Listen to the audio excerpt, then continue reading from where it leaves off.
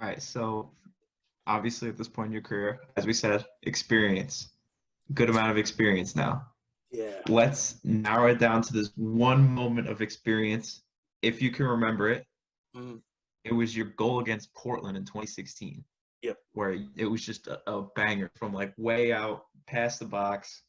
The If you goal. do remember it, Mhm. can you tell us a little bit about it? What was going through your head? Okay. Well, if you want me to break it down.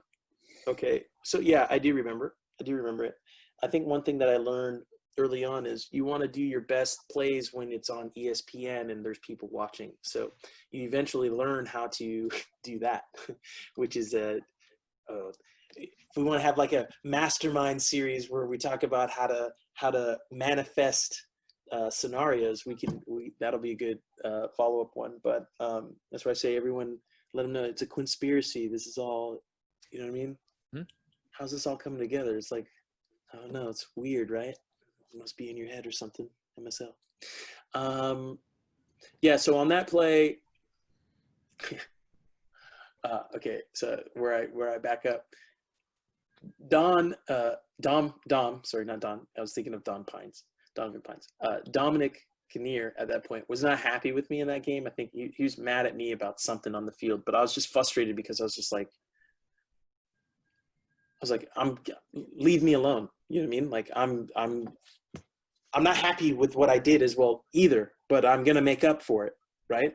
But I'd also remember, like, I didn't say, my response and demeanor to him was not taken well by him. And I could tell, like, oh, okay, he's not happy with how I responded in that moment, but I had like an emotional outburst. Right. And, I think in that moment I was like, okay, I better do something. I got to make up for that. Cause that's not good. Cause that's definitely a, like, I'm going to go tell someone to warm up type thing. Like, I'm taking you out, for that. And then I see the ball bouncing with Nagby, and I go and I come underneath him, and I win the ball off of him, and then I take the touch out.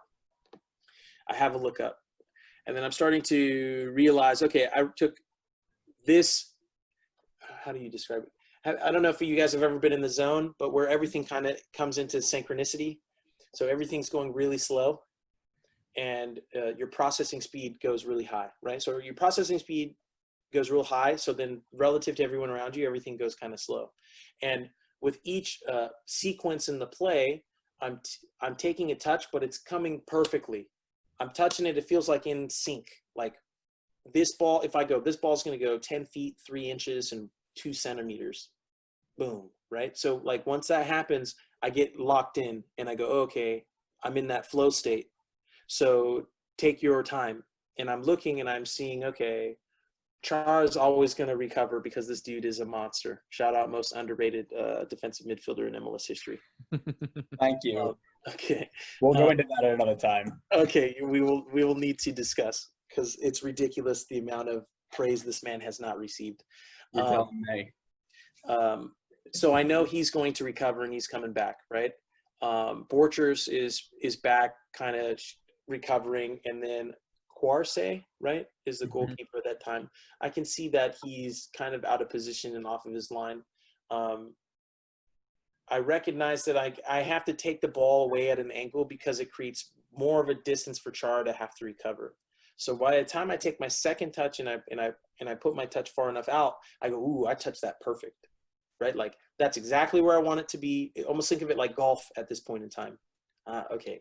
So you guys help me really break this down. So it's almost like reading the lie of the grass. There's certain moments where you can get zoomed in like that, where it's literally like that, especially with the elite guys. They're tapping into that way more frequently. So it's learning how to tap into that. So now once you hit that out there, you've now bought yourself enough time to really assess what's happening. And that's when I have a look up and I go, okay, Quarce is really out of position with where he's at. Borchers is moving in a way where he knows he can't get to it. But I'm also at a point where if I take my next touch, I have like a no angle shot along the side. By the time I approach this, I'm going to be able to chip it back on the far post. And I'm going like, I won the ball in our defensive half of the field. I've taken the touch out here, and I know I'm by myself up top. So this is the time where you get to do this.